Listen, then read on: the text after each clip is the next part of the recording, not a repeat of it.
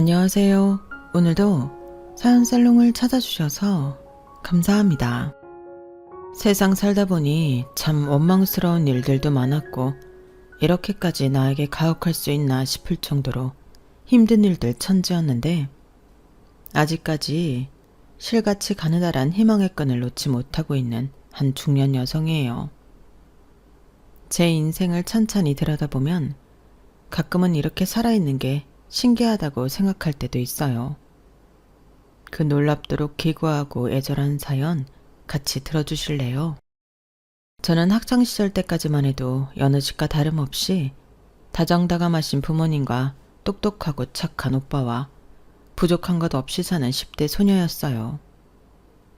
가정 형편도 나쁜 편은 아니라 경제적으로 큰 어려움을 모르고 자라왔죠. 부모님은 특히나 애교 많고 살갑게 구는 막내딸인 저를 유독 예뻐하셨어요.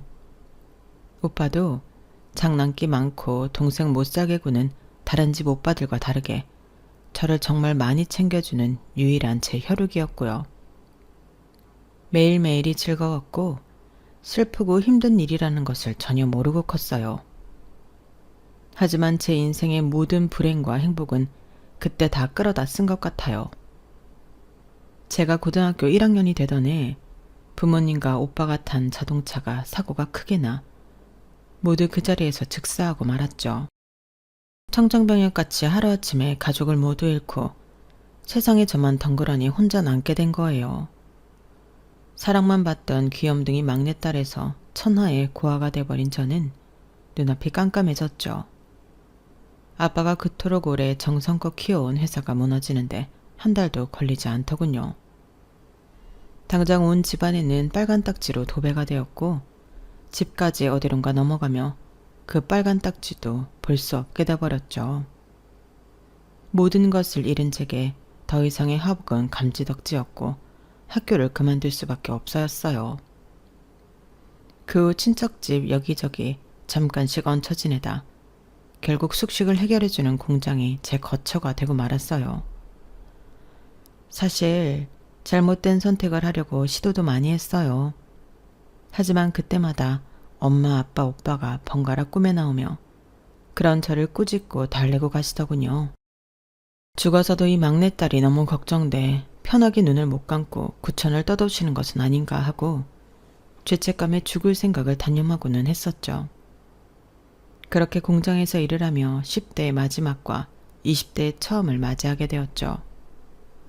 몸은 너무 힘들었지만 그만큼 다른 생각을 하지 않아서 좋았어요. 다른 생각이 나면 날 두고 하늘나라에 먼저 간 가족들이 꼭 따라붙어 괴로웠거든요. 제 사정을 알고 있는 사장님은 제게 유독 많이 신경을 써주셨어요. 잠자리는 괜찮은지, 먹는 건 잘 먹는지, 혹여나 나쁜 생각에 빠지지는 않는지 항상 관심을 갖고 지켜봐 주셨죠. 저는 25살이 되었고 그곳에서 일한 지 7년이라는 세월이 흘렀어요. 하루는 사장님이 제게 괜찮은 남자가 있다며 손자리를 제안해 주시더군요. 저를요? 사장님, 저를 어떻게 주선하신단 말씀이세요? 저를 그런 자리에 내보냈다가 괜히 사장님만 안 좋은 소리 들으실 거예요. 내가 괜히 너를 소개해 준다고 했겠니? 7년 넘도록 너처럼 이렇게 성실하게 일을 한 직원이 없었어. 그건 아시잖아요. 제가 뭘 하든 열심히 하면서 살 수밖에 없는 상황을. 아무튼 그런 말씀 마세요. 제가 무슨 자격으로 누구를 소개받는다고. 미정아, 넌 정말 좋은 사람이야. 하루아침에 가족들도 잃고 집도 절도 없는 신세가 되었지만 그건 네 잘못도 아니고 심지어 태어나면서부터 그런 상황에 놓이는 애들도 있어. 그건 그냥 과거일 뿐이야. 그냥 훌훌 털고 일어나서 앞으로 너의 길을 가면 돼. 저는 고등학교도 졸업 못해서 사정이 안 좋아서 학교를 그만둘 수밖에 없었잖아. 요즘 검정고시로 공부 이어서 하는 사람도 얼마나 많은데. 너는 학교를 마저 다 다니지는 못했지만 그만큼 일찍 사회에 나가서 일도 하고 돈도 벌고 했잖아. 사람이 항상 죽으라는 법은 없어. 너는 잃은 것에 집중하고 있겠지만 반대로 얻은 것도 분명히 많을 거야. 공부는 언제든 다시 시작하면 돼. 잘 될지 안 될지도 모르는 주선자리를 제안하셨을 뿐인데 사장님은 그동안 제게 해주고 싶었던 좋은 이야기들을 다 들려주셨어요. 저는 그 자리에 주저앉아 펑펑 울었고 사장님은 제가 울음을 그칠 때까지 등을 쓸어주셨죠. 우리 거래처 회사에 다니는 직원인데 인상도 좋고 아주 예의도 발라. 인물도 나쁘지 않고 일도 성실히 하는 것 같더라고. 그런 좋은 남자를 다른 사람이 채가기 전에 너한테 먼저 보여주는 것이 좋겠다 싶은 거지. 고아가 된 게 제 잘못은 아니라고 하시지만 그래도 좀 위축돼요. 나도 그 집에서 너를 어떻게 받아들일지 몰라. 나는 진짜 그 청년 하나만 보고 너한테 이렇게 이야기하는 거야. 정말 놓치기 싫은 청년이거든. 사장님의 등살에 저는 어쩔 수 없이 그 거래처 직원과 차를 마시는 자리를 갖게 되었어요. 안녕하세요. 김여준입니다. 네, 안녕하세요. 김미정이에요. 듣던 대로 미인이시네요. 아닙니다. 여준 씨야말로 제가 상상했던 것보다 훨씬 멋있으시네요. 사실이었어요. 그가 찻집에 들어오는 순간 모든 조명이 커진 듯 여기저기 환해지는 느낌을 받았어요. 목소리도 얼마나 나긋나긋한지 금방 편안한 느낌을 받았고요. 웃는 모습은 또 어찌나 서글서글 하던지 그를 갖고 싶다는 헛된 욕심이 불쑥불쑥 솟아오르더군요. 박 사장님이 아주 제게 침이 마르도록 미정씨 칭찬을 자주 하셨어요. 그렇게 성실하고 열심히 일할 수가 없다고. 꾀도 부릴 줄 모르고 천성이 착한 여자라고. 그냥 할 일을 했을 뿐인데 사장님이 좋게 봐주신 거예요. 제가 가정 상황이 좋지 못해서 안쓰럽게 봐주시는 부분도 있고요. 미정 씨가 기분 상하실 수도 있겠지만 사실 사장님한테 미정 씨 상황 대략 전해 듣기는 했습니다. 네? 다 알고도 이 자리에 나오셨다고요? 네. 그런 배경은 제게 하나도 중요하지 않으니까요. 가족은 미정 씨처럼 나중에 이룰 수도 있고 태어나 보니 아예 혼자일 수도 있는 거잖아요. 그걸 미정 씨가 결정할 수 있는 것도 아니고 미정 씨도 어떻게 보면 피해자인 거잖아요. 그런 사건들 때문에 미정 씨가 어딜 가든 자격 없는 사람이 되는 것은 아니에요. 어깨 더 펴고 자신감을 가지세요. 그리고 미정 씨 참 예쁜 사람이에요. 처음 보는 남자에게 예쁘다는 말을 듣고 제 스스로가 느껴질 정도로 얼굴이 달아오르더군요. 죄송합니다. 처음 뵙는 자리에서 제가 너무 주제넘게 얘기를 했네요. 아니에요. 고맙습니다.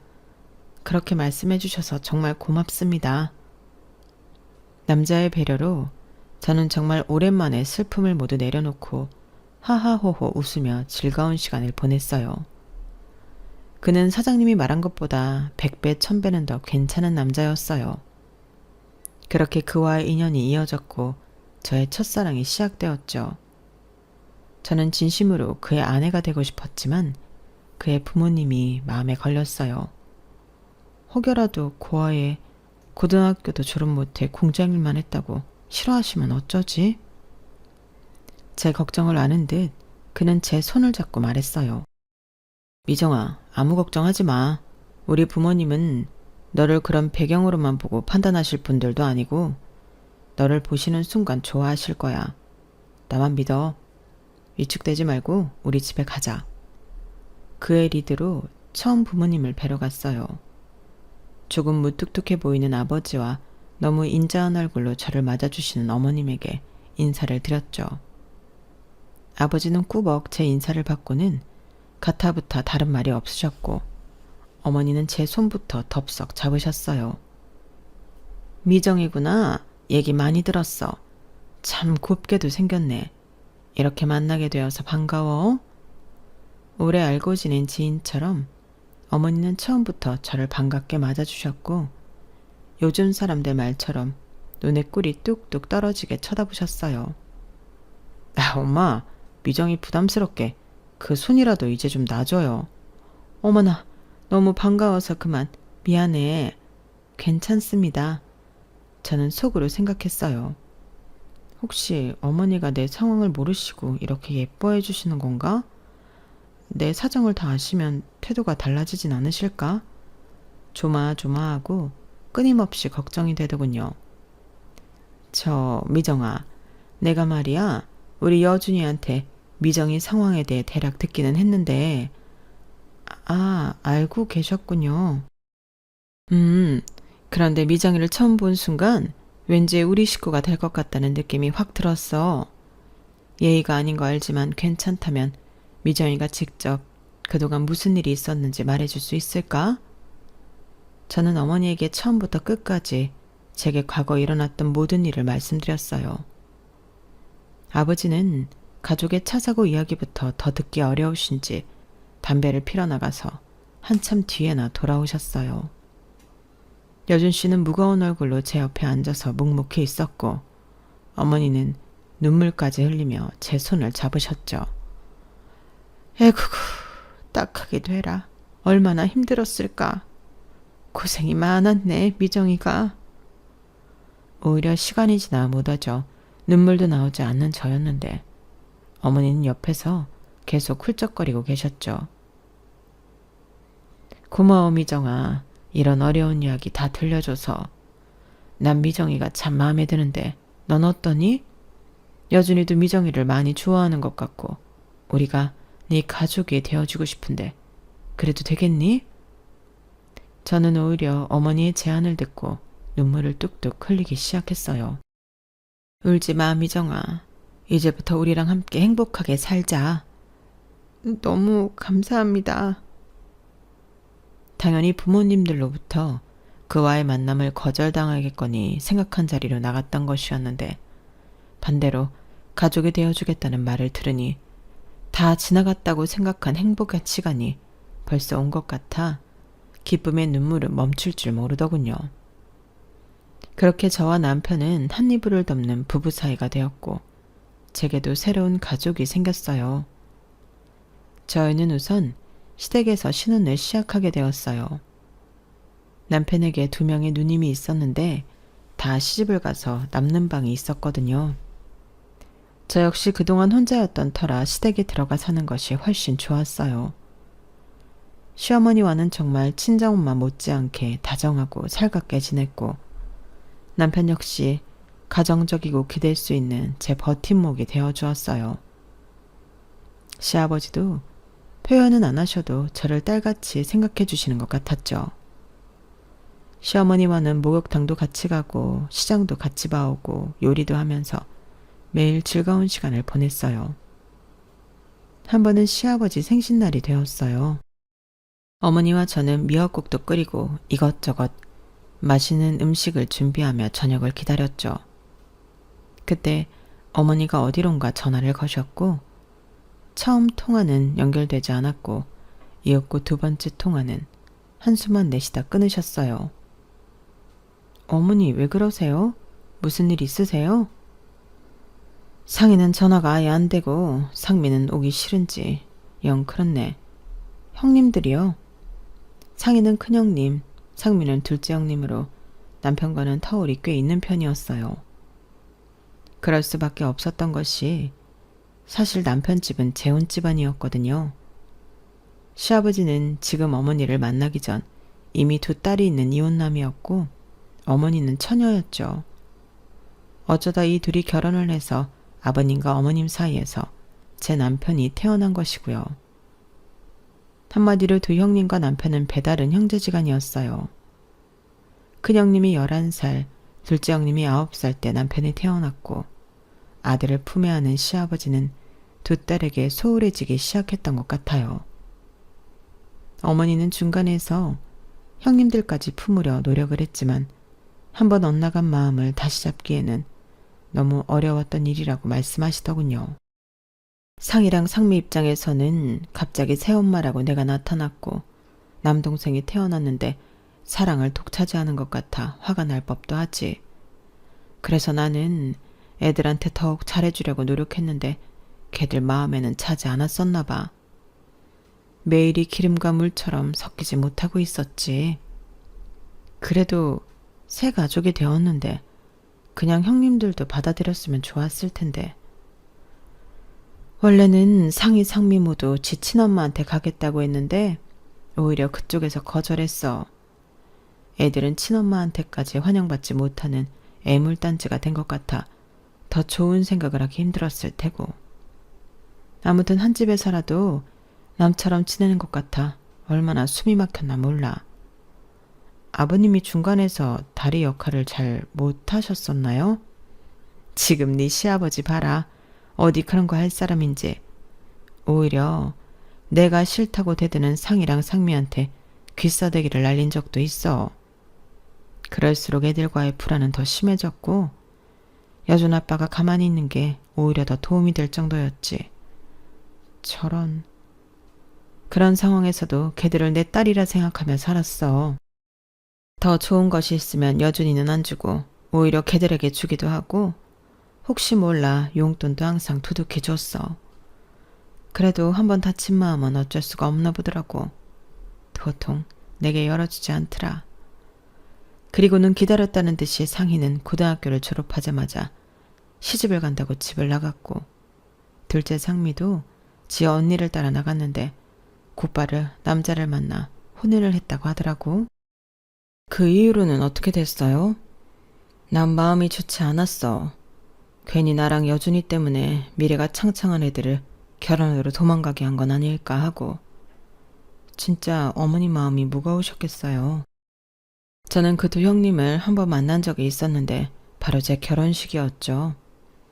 남편에게 누나가 둘이 있다고는 들었지만 결혼 전에 한 번도 볼 수 없었고 그나마 결혼식 날 유일하게 그 둘을 보게 된 거죠. 참석은 했지만 남보다 더 멀리 떨어져 구경하듯 결혼을 지켜봤고 밥만 먹고 말없이 가버렸다고 하더군요. 매년 시아버지 생신에 전화를 걸어 저녁을 같이 먹자고 하지만 한 번도 온 적은 없어 실질적으로 함께 앉아서 밥을 먹은 게 기억이 나지 않는다고 말씀하시더군요. 매번 여준 아빠 생일 때 연락을 하는데 한 번도 온 적이 없어. 그건 좀 너무하네요. 나에 대한 원망이 정말 큰가 봐. 나는 상이랑 상미의 진짜 엄마가 되어주고 싶었는데 모든 마음이 다 통할 수는 없는 건가 봐요. 그래도 여준이가 우리 미정이를 데려와서 딸이 하나 더 생긴 기분이야. 아이, 어머니도 참. 어떻게 보면 그 두 형님이 느꼈을 서운함과 외로움이 이해가 될 듯 하기도 했어요. 하지만 지금 어머니의 성품을 보면 그렇게까지 엇나간 이유가 무엇일까 싶기도 하더군요. 시어머니는 정말 따뜻하고 좋은 분이셨거든요. 다시 한번 시어머니께 제가 더욱 잘해야겠다는 결심이 선 날이었어요. 그렇게 시간이 흐르고 저희 부부는 소중한 아들과 딸을 얻었어요. 혼자로 살아온 제가 온전한 가정을 이루다니 보고도 믿을 수가 없었죠. 하지만 그 이듬해 시아버지가 갑자기 돌아가셨어요. 어머님은 미우나 고우나 제 남편을 낳고 산 세월이 파노라마처럼 흘러간다며 몇 날 며칠 밤을 눈물로 지새우셨어요. 그나마 다행이라고 해야 할지는 모르겠지만 시아버지 장례식에 두 형님이 모습을 드러내었어요. 시어머니는 큰형님과 작은형님 앞에서 기가 죽은 목소리로 말하더군요. 잘 왔다 얘들아. 그동안 잘 지냈니? 어머님의 안부를 비웃기라도 하듯 큰형님이 쌀쌀맞게 말하더군요. 그게 궁금하긴 하세요? 몇 년 만에 만난 그들의 첫인사가 그렇게까지 무례할 줄 상상도 하지 못했어요. 둘째 형님은 기다릴 필요도 없다는 듯이 바로 본론을 얘기하더군요. 제가 아는 지인이 보험회사에 있어서 부탁을 좀 했는데 아빠 사망보험금이 있더라고요. 그거 우선적으로 그쪽으로 넘어간다는 거 아는데요. 솔직히 양심이 있다면 그거 다 꿀꺽 하시면 안 되지 않을까요? 자기 아빠 장례식에서 눈물 한 봉을 보이지 않던 두 자매는 따지듯이 어머님 앞에서 당당히 얘기하더군요. 난 저 사람 간 지 얼마 안 돼서 경황이 없어. 보험이고 뭐고 정리하고 들여보다 볼 새도 없었어. 아니 그러니까 그 번잡스러운 일을 제가 대신 알아봐 드렸잖아요. 다른 잡스러운 건 안 주셔도 되는데 사망보험금만큼은 욕심 안 내셨으면 좋겠네요. 그래도 친딸이 둘이나 이렇게 버젓이 살아있는데. 저는 너무 기가 찼어요. 장례식이 끝난 것도 아닌데 이 자리에서 돈 얘기부터 꺼내는 형님들이 정말 이상하게 보였죠. 그래, 나도 그런 거 욕심 없어. 너희도 저 사람 혈육인데 당연히 내가 줘야지. 저는 너무 놀라 눈을 동그랗게 떴어요. 어머님 입에서 그걸 그들이 말한 대로 주겠다는 말이 나올 줄은 꿈에도 생각 못했거든요. 하지만 평소 시어머니의 인품을 생각하면 사람이 떠난 것을 슬퍼하실 뿐이지 돈에 집착하실 분은 아니시기는 했었죠. 그럼 장례식 끝나는 대로 정리하시고 최대한 빠르고 정확하게 일 처리해서 연락 주세요. 그래, 밥은 먹고 가지 그러니? 상갓집에서 밥 먹으면 체해요. 또각또각 고들소리를 내며 두 형님은 멀어져 갔고 무너지듯 주저앉은 어머님을 부축해 방으로 모셔갔어요. 어머니, 진짜 보험금 주시게요? 나 이런 걸로 저 아이들과 싸움 만들고 싶지 않아. 어머님의 안타까운 마음은 잘 알겠는데요. 아무리 그래도 저분들이 저렇게 당당하게 요구할 돈은 아닌 것 같아요. 같이 살 때도 어머님 아버님 힘들게만 했었고 출가하고 지금 몇 년 만에 처음 온 게 아버님 장례식이에요. 어린이한테 물어봐도 지금 이 상황은 너무 정상적이지 않다고 할걸요? 당연한 어머님 몫인데 왜 저렇게 당당하게 말을 할까요? 그리고 어머님은 또 왜 그렇게 죄 지은 사람처럼 계셨어요? 아니야. 쟤네한테는 항상 마음에 걸리는 것이 많았어서 내가 더 잘 품었어야 됐는데. 시어머니는 끝까지 자신을 탓하며 형님들을 감싸주려고 하시더군요. 시아버지의 사망보험금은 총 3억이 들어져 있었고 어머님은 그걸 받자마자 형님들에게 1억 5천씩 나눠서 보내주셨어요. 단 한 푼도 당신 주머니에 챙기지 않으신 거죠. 남편과 제가 번갈아 말렸지만 어머님은 단호했고 얼마가 되었든 형님들이 잘 사는데 보탬이 되었으면 좋겠다는 말만 반복하셨죠. 시어머님이 그렇게 마음을 정하셨으니 저나 남편은 그저 따를 수밖에 없었어요. 어머님이 그렇게라도 불편했던 마음을 조금이라도 더 쉴 수 있다면 그걸로 됐다고 생각했어요.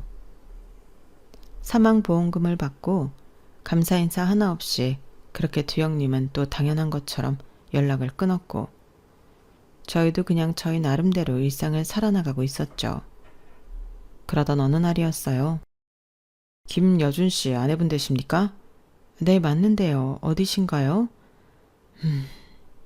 김여준 씨에게 사고가 있어서요. 이쪽으로 좀 와보셔야 할 것 같습니다. 허겁지겁 달려간 곳은 다름 아닌 한 병원의 안치실이었어요. 여보, 당신이 왜 여기에 누워있어? 어? 눈 뜨고 말 좀 해봐. 저기요, 누가 말 좀 해줘요. 이 사람이 여기 왜 이렇게 있는지. 네? 남편은 차가운 스테인리스 침대에 흰 천을 뒤집어 쓴 채로 누워있었고 저와 시어머니는 울다 기절을 하고 말았죠. 깨고 보니 같은 병원 응급실이더군요. 안타깝게도 남편분이 운명을 달리하셨습니다. 이번 사고는 건물관리 소홀도 있지만 국가적인 차원에서 책임도 있어 국가에서 배상금이 나올 예정입니다. 남편은 지나가다 일부 건물 붕괴로 사망하였고 그 건물은 수년 전부터 주의 요망과 재검 실시가 빈번하게 있었던 것이었죠. 건물주와 시청 쪽 모두 잘못을 시인했고 그래서 배상금이 나오는 것이더군요. 하지만 배상금이 뭐가 소용이고 사과가 다 무슨 소용이겠어요. 저는 세상 제일 좋은 반려자를, 어머님은 효심 깊은 아들을, 제 아이들은 듬직한 아빠를 잃었는걸요. 하늘도 무심하시지. 그렇게 좋은 사람을 그렇게나 빨리 데려가시다니. 그날 이후 남겨진 저희 넷에게는 짙은 어둠이 깔리고 말았죠. 저라도 빨리 기운을 차려 시어머니와 아이들을 챙겨야 하는데 아무런 힘이고 기운이고 남아있지 않았어요. 어머님은 저보다 더 심했어요.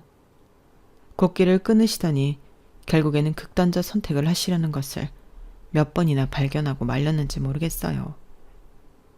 그러다 아이들이 저와 시어머니를 살렸어요. 엄마, 할머니, 우리 배고파. 집에 라면도 없고 쌀도 없어. 우리 이제 조금 덜 슬퍼하면 안 돼? 아이들의 그 말에 저는 정신이 들면서 이대로는 안 되겠다 싶더군요. 저는 그날 이후로 아이들을 위해 어떻게든 다시 살아가야겠다는 마음을 독하게 먹었어요. 하지만 어머니에게는 너무 어려운 일이었나 봐요. 결국 기운도 못 차리시고 그대로 병원 신세를 지게 돼버렸어요.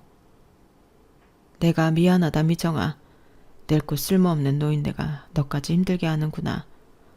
그냥 내가 어떻게든 빨리 가야 하는데. 그런 말 하지 마세요 어머님. 어머님이 계셔야 제가 살아요. 얼른 기운 차리시고 일어나셔야죠. 애비도 그걸 원할 거예요. 시어머니는 장기 병원 입원할 정도로 몸이 쇠약해지셨고 그 와중에 또 심란한 일이 벌어지고 말았어요. 올케, 나야. 저는 너무나 낯선 목소리와 저를 올케라고 부르는 생소한 호칭에 적잖이 놀랐어요. 여준이 죽었다면서? 네. 남편의 장례식에는 코빼기도 안 보인 형님들이었죠.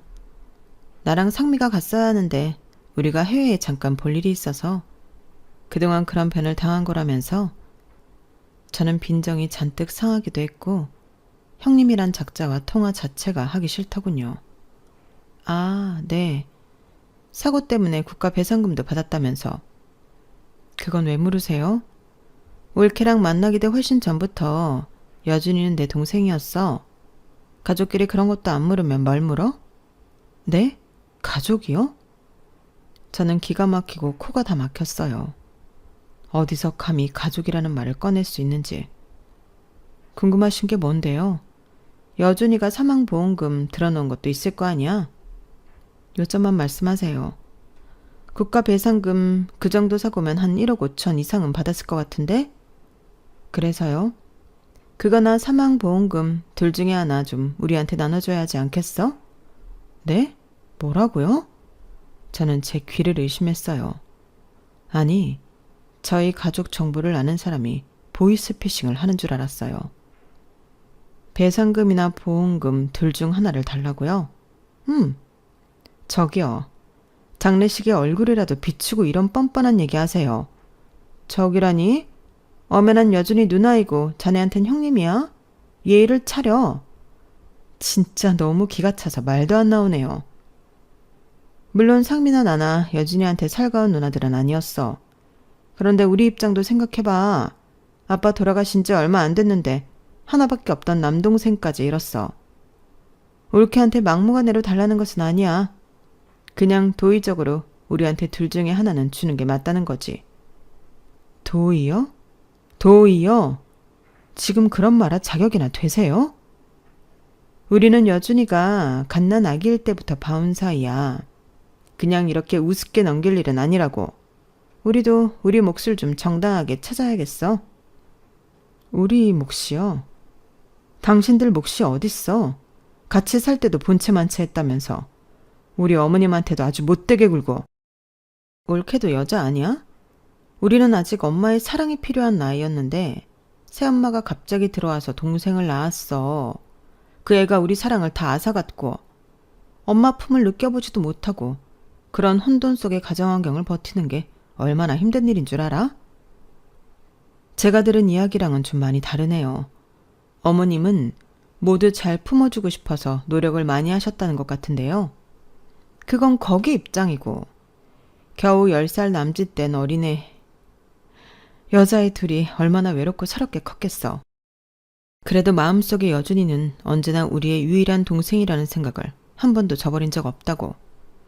그러니까 올케가 어느 정도 우리한테도 챙겨주는 게 맞아. 저는 들고 있는 휴대폰을 확 던져버리고 싶은 것을 간신히 참았어요. 지금 한 말은 못 들은 걸로 할게요. 이 통화도 없었던 걸로 하고요. 아주 불쾌하고 정상적이지 못한 대화였던 것 같네요.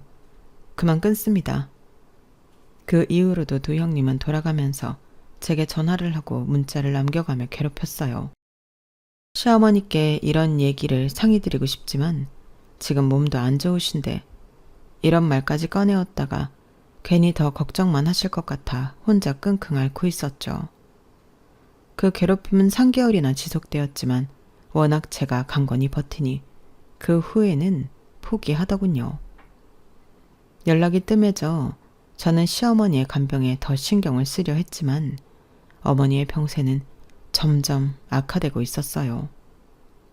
의사도 이제 더 이상 손쓰기 어렵다는 말만 되풀이했죠. 아시다시피 몸보다 마음의 병이 워낙 깊어서 환자분의 의지가 있어야 낫는 것인데 저렇게 식사도 거르시고 전혀 노력을 하지 않고 계시니 저희도 어떻게 방법이 크게 있는 것은 아닙니다. 게다가 며느님 설득도 안 통하는데 저희 말은 더 들으려고 하지 않으셔서 안타깝습니다. 어머니는 거의 산송장처럼 병실에 누워만 계셨어요. 저는 울면서 애원도 해보고 소리도 쳐보고 했지만 이미 삶의 의미를 잃어버린 어머니는 더 이상 살아갈 의지가 보이지 않았어요. 결국 그렇게 쓰러지시던 해를 못 넘기고 어머니는 아버님과 남편이 있는 곳으로 따라가셨어요. 인생이 너무 허망하고 헛헛해서 어떻게 해야 할지 모르겠더군요. 남편을 만나고 새로운 가족이 생겨 기뻐했던 일들이 다 꿈같이 아늑해졌어요. 4년도 되지 않은 시간에 시부모님과 남편을 모두 잃은 저는 다시 고아가 되고 말았어요. 저야말로 그들을 가장 먼저 따라가고 싶은 사람이었어요. 하지만 제 바지가랑이를 잡는 눈물로 호소하는 아이들을 지켜야 한다는 생각도 들더군요. 저는 주변 사람들에게 온갖 손가락질을 당했어요. 아니, 저 부모랑 오빠 하나 있는 것도 어릴 때 먼저 보냈다며? 그런데 여기 시집와서 이 집 사람들도 다 보내고 지랑 애 새끼들만 남았어. 그러니까요. 아, 소름 끼쳐. 악기가 쉬어도 단단히 쉬었지. 우리 딸한테는 저 집 애들 근처에 얼씬도 하지 말라 그랬어요. 아, 재수없어. 나 원래 미신 안 믿는데 집에 부적이라도 해놔야겠어요. 저는 수모와 비난을 온몸으로 견딜 수밖에 없었어요. 제가 지켜야 할 아이들이 남아있으니까요. 사실 그 사람들 말처럼 저도 저 스스로 의심해 본 적도 있어요. 정말 나 때문에 재수가 없어서 주변 사람들이 계속 죽는 건가 하고 말이죠. 저한테 눈에 보이지 않는 뭔가 씌었다면, 정말 그런 거라면 우리도 아이들도 위험해질 수 있는 거니까요. 저는 시어머니 장례를 치르고 정말 유명하다는 무당은 다 찾아다닐 기세였죠. 하지만 운명은 제게 그런 시간도 허락하지 않더군요. 엄마도 돌아가셨다고? 듣고 싶지 않은 목소리로 전화가 왔어요. 그래요. 이번에도 장례식에는 오지 않으셨더라고요. 두 분 다. 우리도 얼마나 바쁜데 그래서 이렇게 전화했잖아. 그러게요. 많이 바쁘실 텐데 왜요? 또 뭐 어머님 사망보험금이라도 나왔으면 그거 달라고 하시라고 전화했어요? 상대방은 제게 전곡을 찔렸는지 한참을 조용히 있더군요. 우리에게는 유일한 엄마였어. 저는 그 말이 너무 웃겨서 저도 모르게 웃음이 나올 뻔했어요. 진짜야. 어릴 때는 그냥 새엄마라 싫게만 했는데 우리도 이 나이 들고 애들도 크고 하니까 엄마 마음이 이해가 되더라.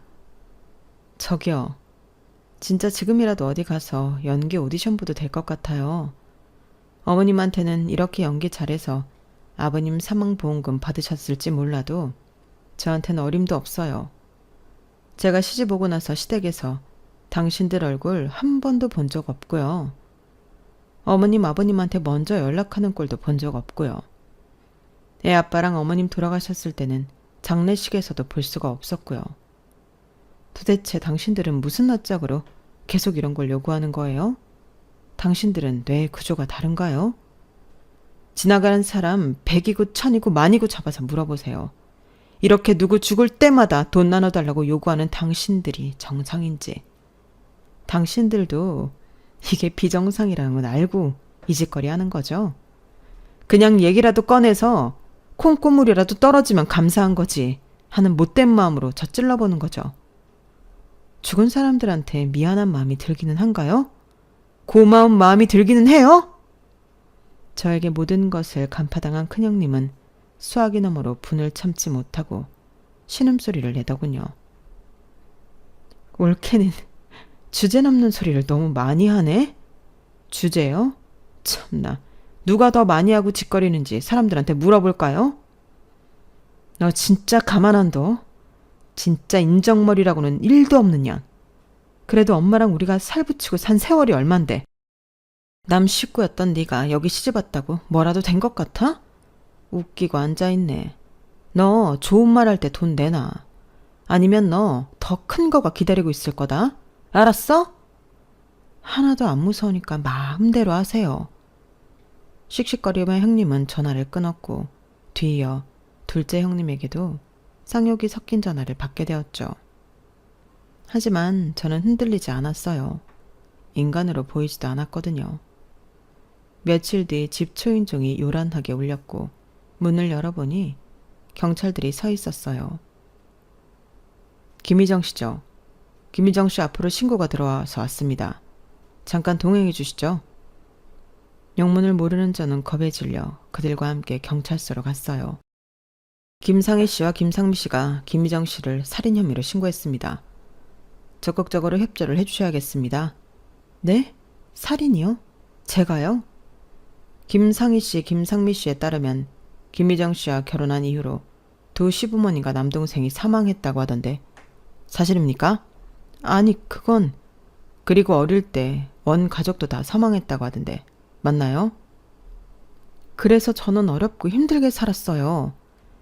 중요한 건 김미정 씨의 주변에서 사망자가 너무 많이 나와 혐의가 의심된다며 연락이 있었고 저희는 최소한 취조에 노력이 있어야 한다는 입장입니다.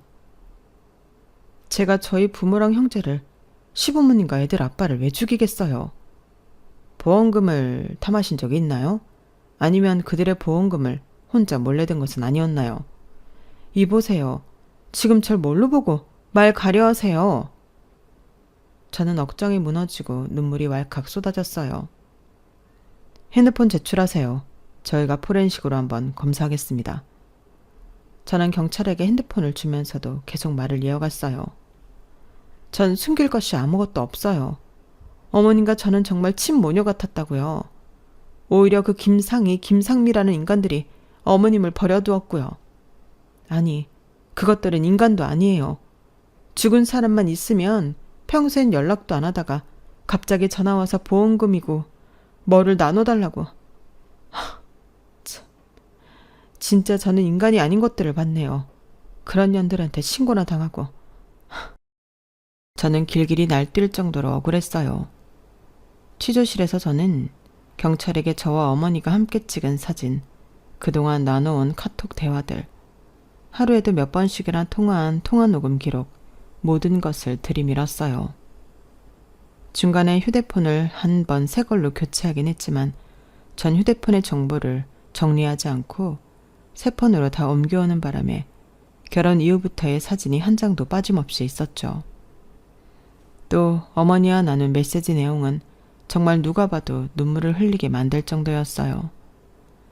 제가 처음 이사 왔을 때부터 결혼식 날, 신혼여행에 가서 첫 아이를 품에 안던 날, 마지막 병원에서 숨을 거두시기 전에 메시지와 사진까지 모두 있었죠. 저도 제가 불행을 가져온 건 아닐까 혼자 생각 많이 했어요. 그런데도 저희 어머님은 저를 사랑해 주셨을 것이고 정말로 사랑해 주셨어요. 제 불행 때문에 주변 사람들이 다 떠나고 정말 그 이유라면 절 잡아 넣으세요. 휴대폰에 너무 정확한 증거들이 많이 남아있자 경찰들은 약간 당황하기 시작하더군요. 저희도 신고를 받으면 어떤 조치든 취해야 했다는 것을 보고해야 하기 때문에 흥분을 좀 가라앉히시고 천천히 말씀을 좀 해보세요. 저는 그날 처음 보는 경찰 앞에서 저의 인생에 대해 모두 오픈했어요. 옆에 보조하는 사람인지 몰라도 눈시울이 붉어지는 사람도 있더군요. 원하신다면 저 우리 애아빠 보험금, 배상금, 우리 시어머니 보험금 모두 기부할게요. 하지만 단 한 푼도 저 김상미 주머니에 들어가게 해줄 순 없어요. 제 눈에 흙이 들어와도요. 제 강경한 태도에 경찰은 반대로 저를 잘 구슬리며 집으로 돌려보내주더군요. 그래서 그 이후로 어떻게 됐냐고요?